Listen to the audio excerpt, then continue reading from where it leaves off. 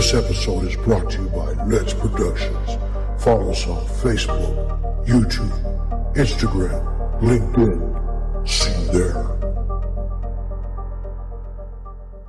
Hi, we are Melanie and Ian from ET Connections on YouTube and mountain-gate.com. And you're listening to the Alien Strand podcast with Donald Ledesma. Catch us on YouTube and hit like and subscribe. We'll see you there.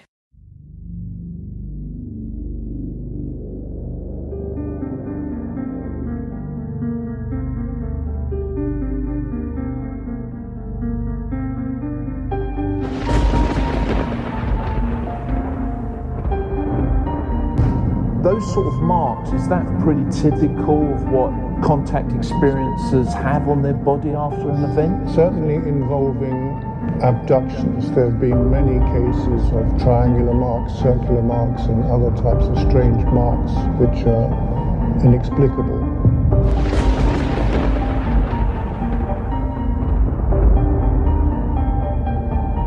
I would think something to do with DNA, because I have been reliably informed by a Washington source that there is a hybridization program in process. A group of aliens plan to produce hybrids, combination of human beings and their own beings.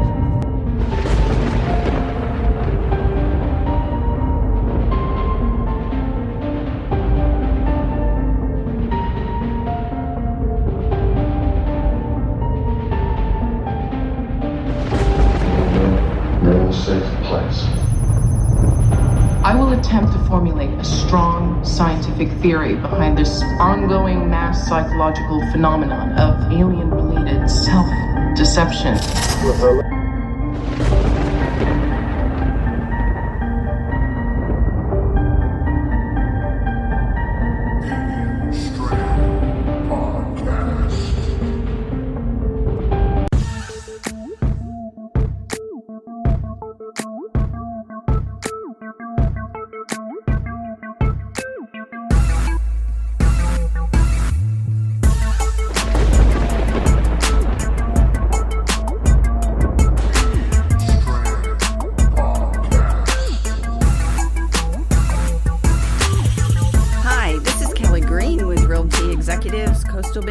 Corpus Christi, Texas, and you're listening to the Alien Strand podcast with Donald Ledesma.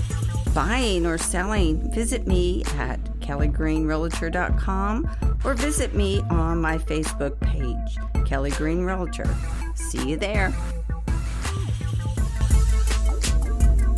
Hi, everybody, and welcome to another episode of Alien Strand podcast. I'm your host, Donald Ledesma. And welcome to today's show. Be a pretty good one. It's been a while, but I'm back in the saddle again. And we're ready to get some more stories out there. But before we get going, you can catch us on Tumblr, Twitter, Instagram, YouTube, and alienstrand.com. Check us out there. We're on like 25 platforms.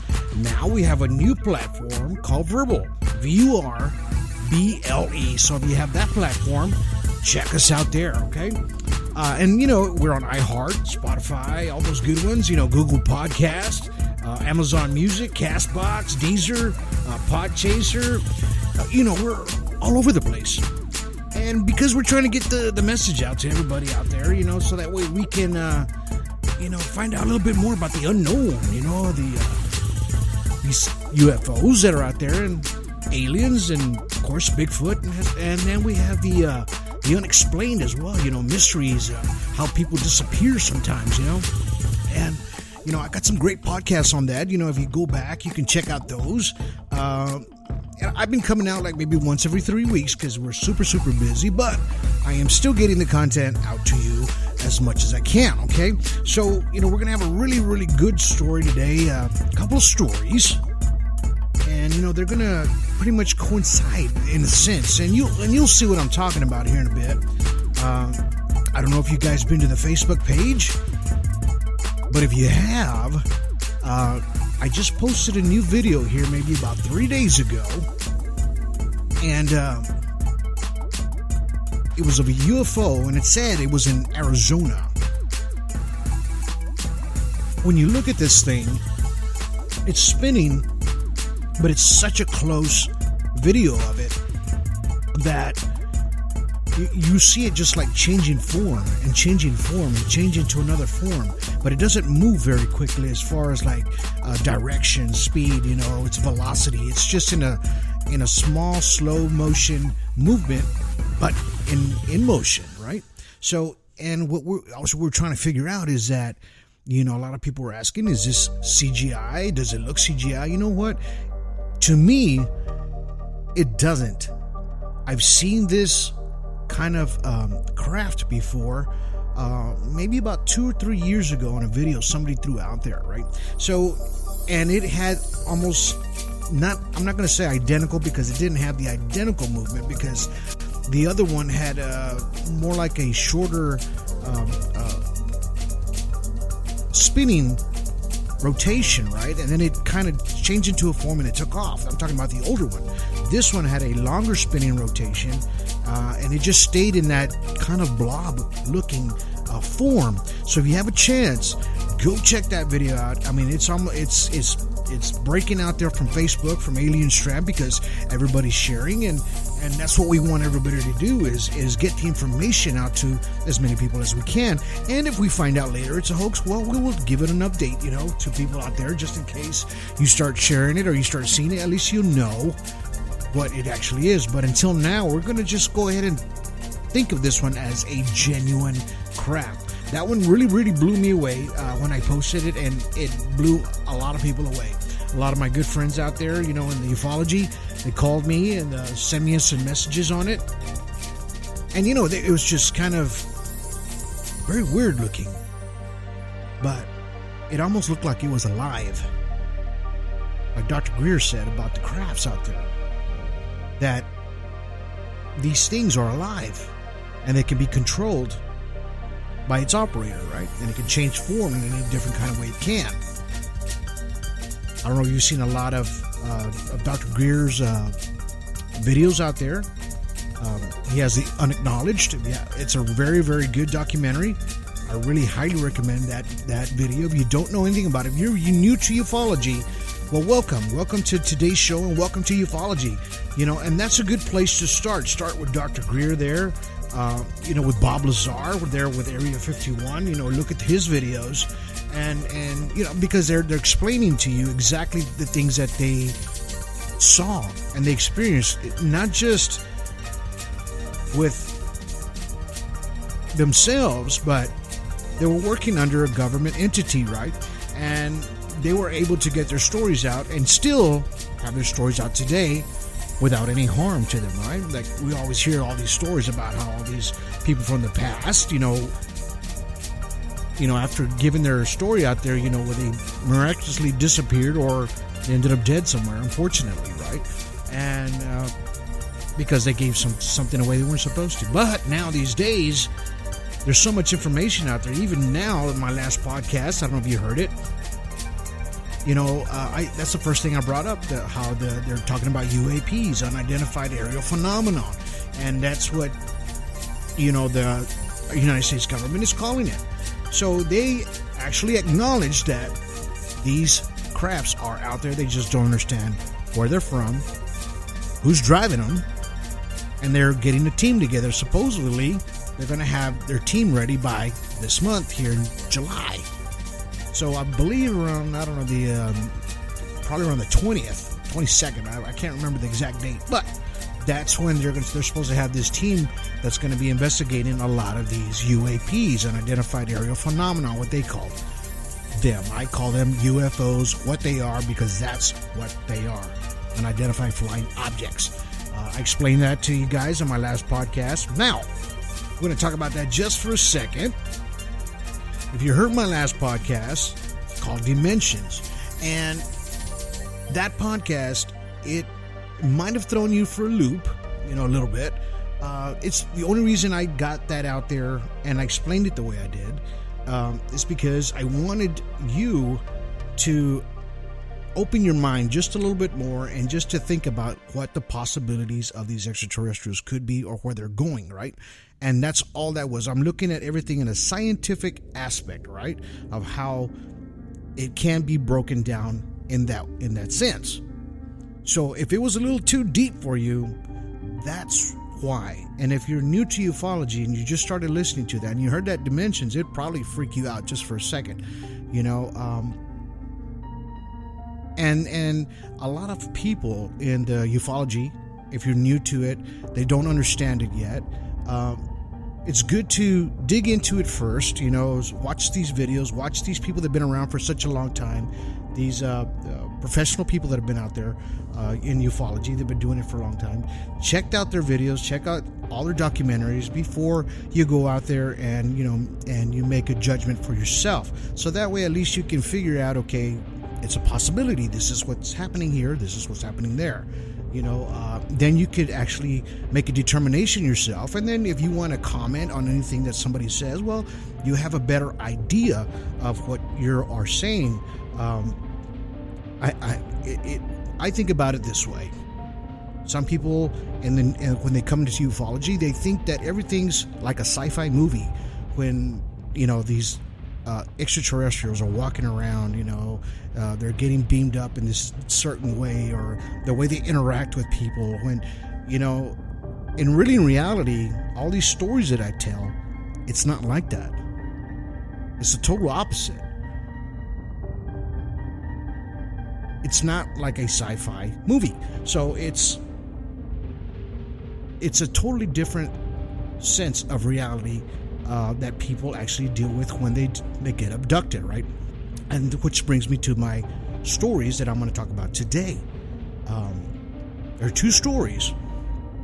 One of them has been on my podcast prior, probably about 6 months ago. It's called the Allagash 4.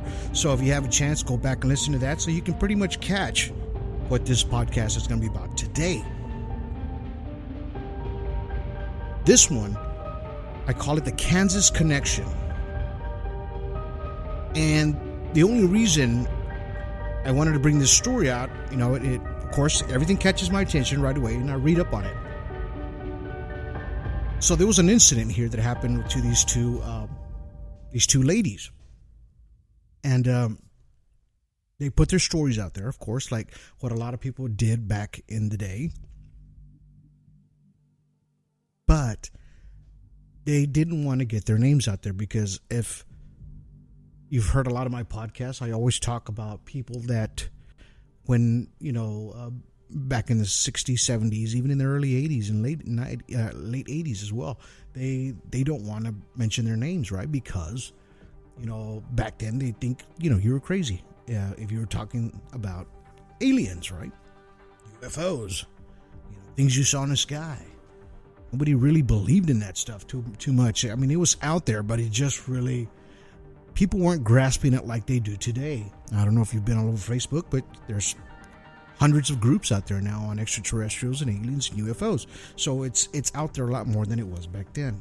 But the story that I'm going to tell you today, their names have been changed only to protect their identity and you know, in their personal lives, because back then people would get harassed, right? So they decided to do this, and they contacted MUFON and everything afterwards, you know, with a psychiatrist as well, and that's how they got everything documented. But let's get to the very beginning of this story. So this incident happened November 7th, 1989. So these two women were heading east from Colorado.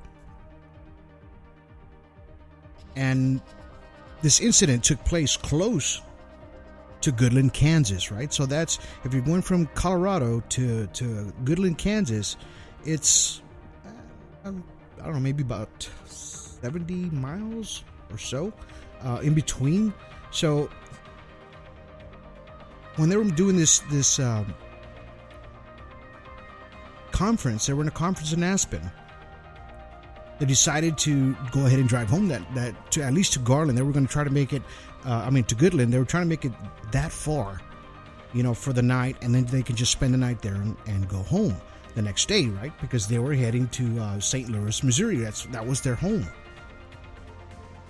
So Susan and Jennifer, of course, they were driving east on I-70 from Colorado on their way home to St. Louis, Missouri. They were driving home at night, returning from that conference in Aspen. Now, right there in Garland it's Sherman County, and it's like 20 miles to the Colorado border. So they decided, as soon as they passed Denver, they decided to stop at Flagler and get some fuel, right? By then, it was about 11:30 at night. So they just decided let's go ahead and just keep on going. And let's just go ahead and try to make it to Goodland. So as soon as they passed the Colorado border, they said they were driving about 75 to 80 miles an hour. And they were just trying to get a little bit closer to home, right? Of course, it was late, 11:30 p.m.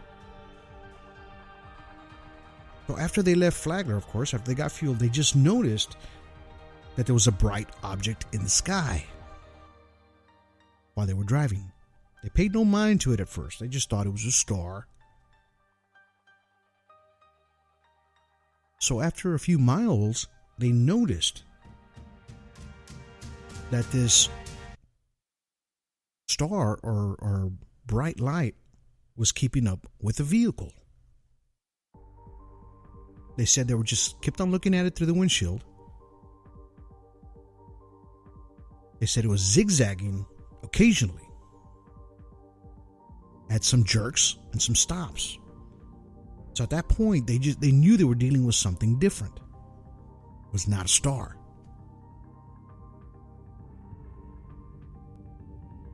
All of a sudden, they saw flashing lights turned red, green lights. And these green lights were around the object as well. So it wasn't just that one, it had small objects around it. They said they watched it for about close to an hour while they were driving.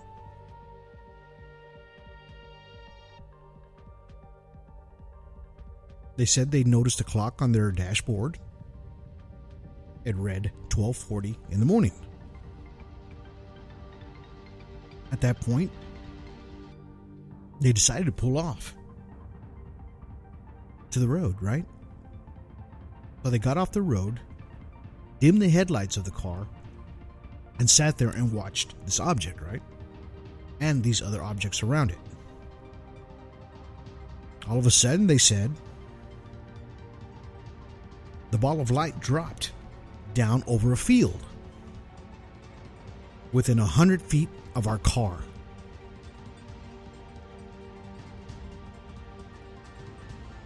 They stopped and they stared at it. They just couldn't believe what they were seeing.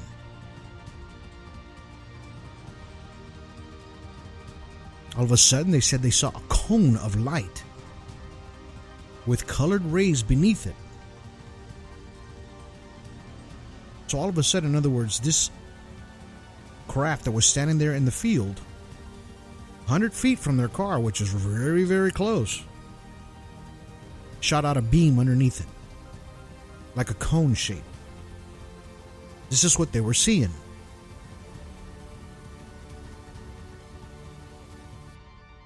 They said they saw the heat waves coming up from the ground into the light. They noticed the heat as well in front of the car. At that point, Susan started the car. and pulled back on the road. They said they were both excited of what they had just witnessed, right? You know, most people will get scared, try to just floorboard it and get out of there, but they just calmly started the car and drove off after they saw what they saw.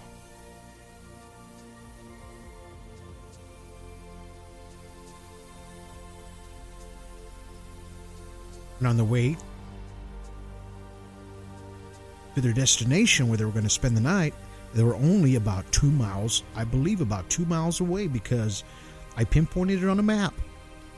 And there's a little pull-off right there. It's like a rest area. And I think this is where they saw this craft. There's a small patch of trees, probably about a mile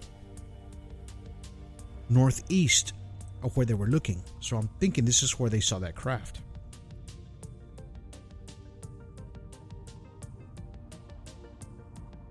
But nevertheless, they felt exhausted, scared, right? They arrived a few minutes later in Goodland,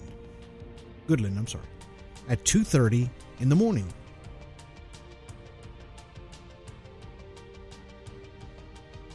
So this is why I said it was, you got to remember, where they pulled over, close to where they pulled over, it's 12:45 or 12:40. And then when they get to Goodland, it's 2:30 in the morning, not far from where they were at. So we're almost looking at 2 hours had went by.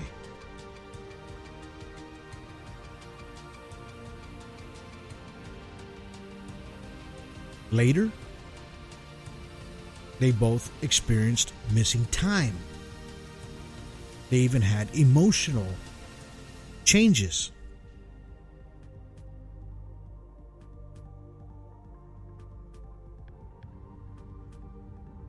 You know, Jennifer suffered nightmares and nosebleeds.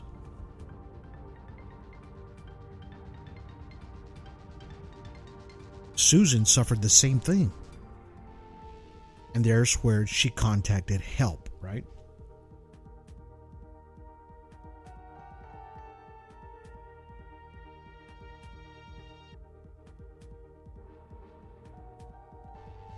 So Susan contacted MUFON at the time and gave her description of what they witnessed, what they were going through as far as like getting sick, nauseous, nightmares, you know, nosebleeds, just restless sleep, basically, what they were having, both of them.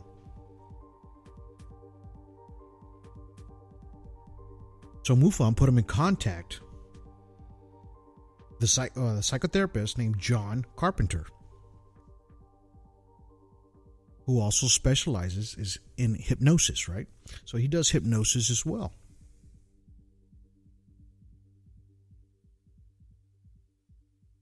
At the time when John met up with both of the ladies, at that point, because he was going to interview both of them and put each one under hypnosis, he decided to tell them both, I don't want you to talk to each other from here on out. And because he was doing the experiment on both of them, because he wanted to hear their stories. And he wanted to make sure that their stories, you know, didn't mix with the other one. You know what I mean? When you try to influence someone in a story. So he wanted just to see if their stories were similar or the same or a little different, right? In other words, a little bit of confliction, but no influence. That's basically what he was trying to do. So under hypnosis, they both recalled being levitated through the light that surrounded the car.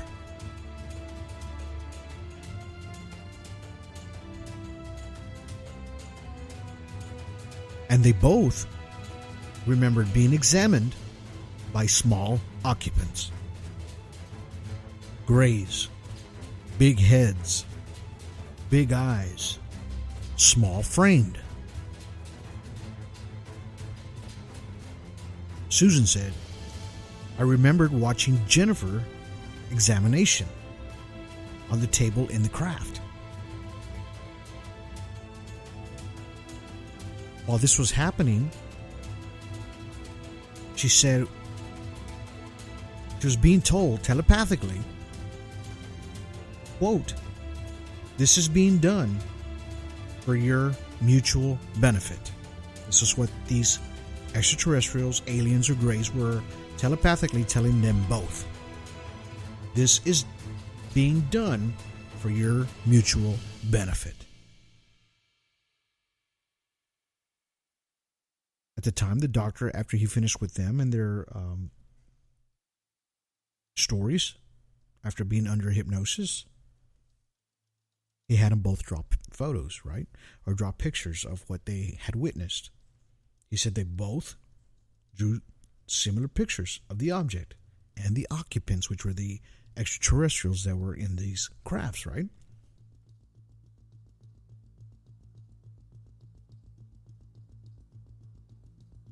They said even some of them had suction-like cups on their fingers of the greys.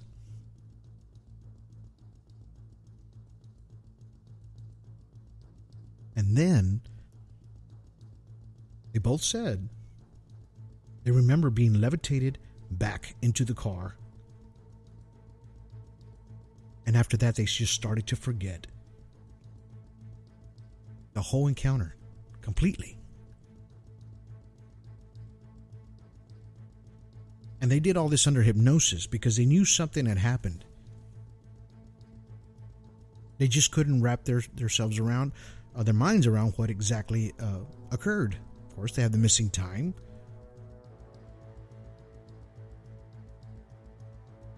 Nightmares, nosebleeds.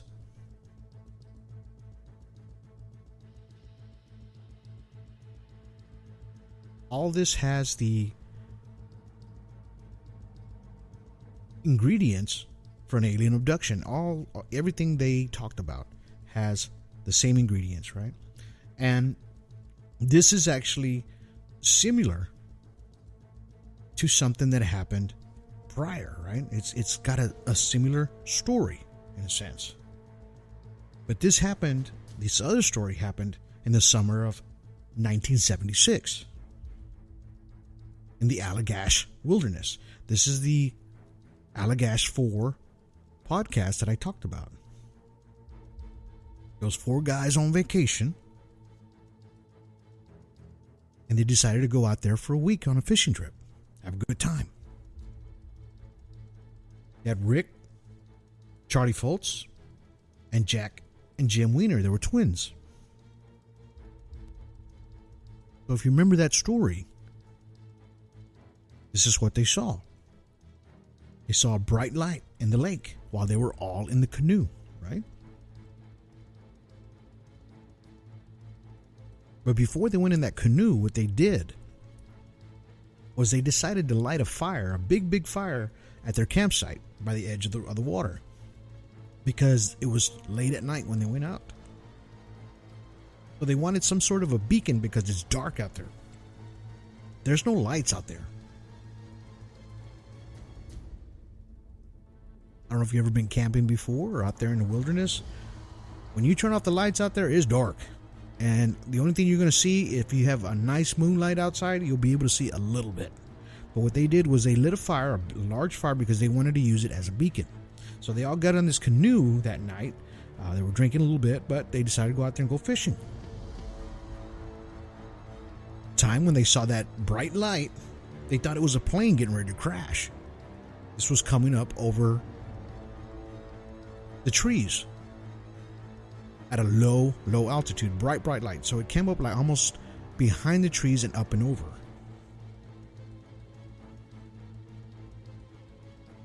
They thought that plane was going to crash, but actually the light got so close to them that it stopped almost 100 feet in front of them. But it was huge. And on their story, one of the guys, they were all looking at this thing. They didn't know what it was. decided to make contact with a flashlight. Flashed at it, and this thing shot out a huge beam of light at them. Surprised them all after they did that, so they knew they made contact. That's when they figured that something intelligent is inside this craft, or whatever it was at the time. Remember, this is 1976. This was before the story I just told you, way before.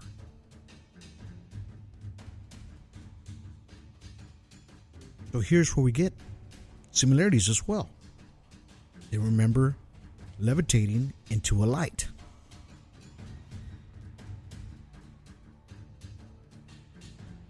They remember being examined and watching each other being examined. So they were all sitting around in a circle in a table. There was a table in front of them. They were all naked. But one by one, they were getting examined by these creatures.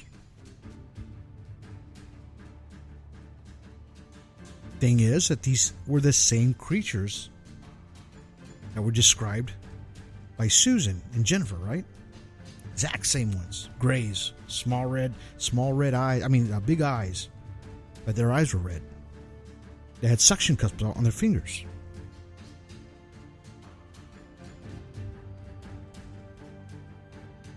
They remember what they looked like. Then they were levitated back into the boat. They said they couldn't move.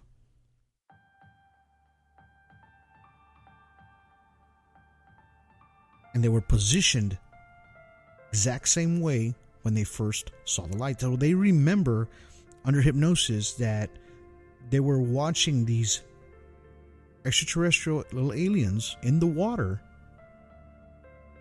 While these guys were floating down, they were grabbing them and placing them in the boat and positioning their arms, their legs. They remember seeing this to their other friends, what was happening to each other as they were being repositioned inside the canoe exactly the same way they were when they first saw this bright light, right? And of course, the same exact thing happened. They started to forget the whole incident, like it never happened. They even finished out their camping weekend. But there was one of them out of all four, I believe, that just couldn't get it out of his mind. It was driving him crazy. So that's why he had to get that story out to a lot of people. Out of all four, I think only one of them denied that it happened. And you got to remember, of course, you're looking at 1976, right? They didn't want their names out there. They didn't want people to make fun of them. They didn't want people to scorn them in any kind of way because of the story they had. People thought they were just drunk or they were high or whatever, that this thing didn't happen. If you go back and you look at their stories, there's a lot of stories out there, and there's a few that conflict, but out of all four, only one denied that it happened.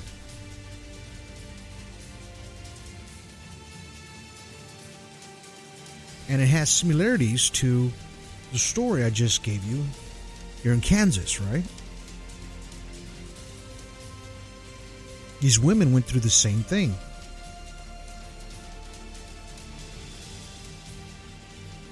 They experienced the exact same thing as these men did, but 11 years later,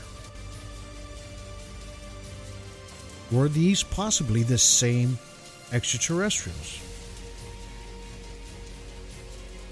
We always talk about that there's different kinds of extraterrestrials out there. There's these grays, there's tall ones, there's short ones.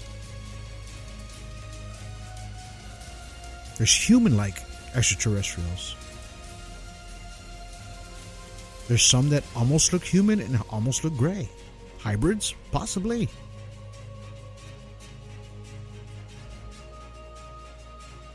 If you go back and listen to a lot of my podcasts, you'll hear the different descriptions of their encounters with the extraterrestrial or alien. There's some that look Nordic. Blonde hair, blue eyes. Tall, thin. And of course, we never hear the story of the reptilian, right? It's very rare that you'll hear any abduction with a reptilian. But people always talk about that there's these reptiles and there's a reptile alien species out there. Maybe there is. I haven't seen one yet. There's supposed to be a photo floating around there of one that was accidentally caught. Not caught, but as far as the photo was caught. Then it was changed later. Because it wasn't supposed to be seen by the public. I believe it's a photo. I can't remember the name of the company. Well, not company, but the group that's out there. They're almost like WikiLeaks. They posted it and they brought it down as fast as they posted it. But we never hear the stories of the reptilians. Very rare. Very, very rare. And I believe the only reason that, because if they are out there, and if you have gotten abducted, you're not coming back. The books I've read on them and what they're about and what their agenda are, it's just to take over and conquer. And almost like they love to eat humans. And that's what it's all about. That's why you don't hear no stories, because nobody comes back on those. The alien greys, their whole agenda is totally different. They're just trying to survive in a sense,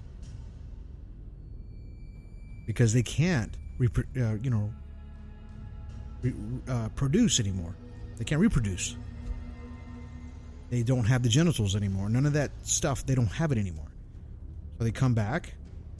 They take the eggs. They take the sperm from men. And they clone. That's why a lot of these stories you hear of people that actually later they get abducted, and then they get abducted again so they can see their children. They actually let them see them. There's a few stories out there like that. They just say that these children have large eyes. They almost look human. They speak telepathically as well as the Greys.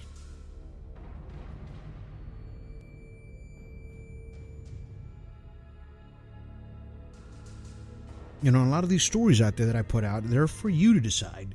Really, in reality, if you do your homework, and if you're new to ufology, you know, listen to these podcasts, go out there and do your homework, not just on one story, you know, similar to what you're looking for, but dig, 10 different stories within the same story, so that way you'll at least get an idea of where the story originated from, how it ended, where was it recorded,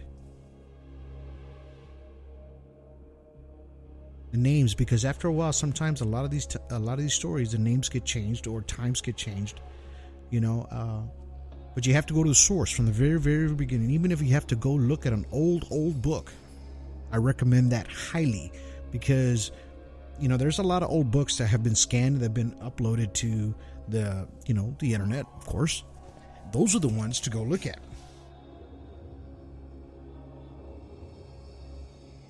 Always good to dig into a good book. Google's not going to tell you everything. Neither is any of these other ones. You really, really have to dig, but a lot of times it'll throw you in different directions. But please do your homework on it, and I hope it helps you make up your mind on what you believe happened. There's a lot of stories, of course, are similar, like these two stories here today. And I wanted to bring out this story because they coincide together. Only because the extraterrestrials did exactly the same thing to them, a different time, different day, but they did the exact same thing.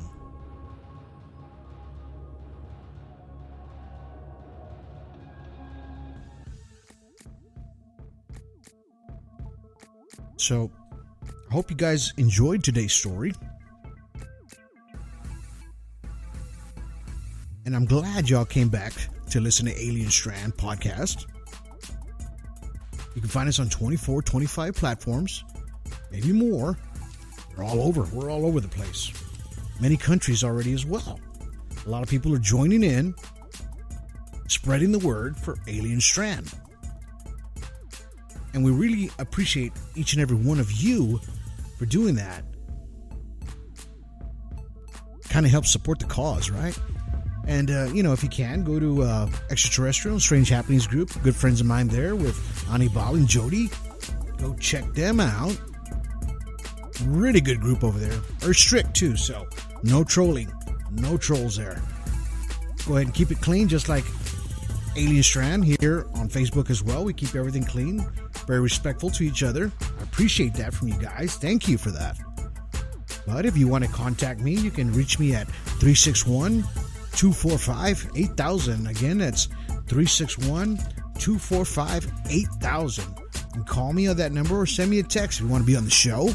Be glad to get you on. You got some stories to tell, of an abduction, just an encounter, anything, anything of the unknown, Bigfoot, anything that you've come across, something strange that you want to get off your chest or just talk about. You can do it here on the show. I've had many guests on the show, and they really, really got their stories out. I'm glad they did it here. A lot of times it was their first time getting out, and they decided to do it on Alien Strand. We don't judge you here, that's why. We keep a very open mind, and, we want to make sure that you guys have an open mind as well. So if you can, please share this podcast today. Share any other ones that I have out there. You can start backwards if you want to. The first 10 are a little rough if you start from the beginning, but I believe you can work your way backwards, right? And just go ahead and listen to them. They're in no order at all, but you'll get all the content there as well. So I want to thank each and every one of you for listening to this show and just waiting for me to put another one out there. I really had a good time today. Like I said, you can reach us on all those platforms. We're here for you guys, and we're going to get some more information out, as soon as it comes in. And if we got any new stories, we'll get it out to you. Catch us on Tumblr, Twitter, Instagram, YouTube, and alienstrand.com. And don't forget to check us out on Verbal and our new Alien Strand app. But until then, you guys have yourselves a good day.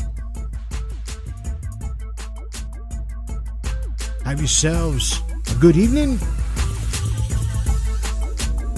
And have yourselves a good night.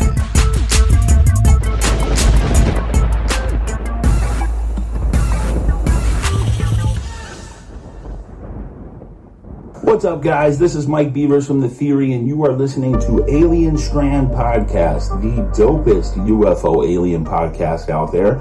And if you want to find out about me, just go on YouTube and search UFOs over U of O or The Theory with Mike Beavers. Stay tuned, guys.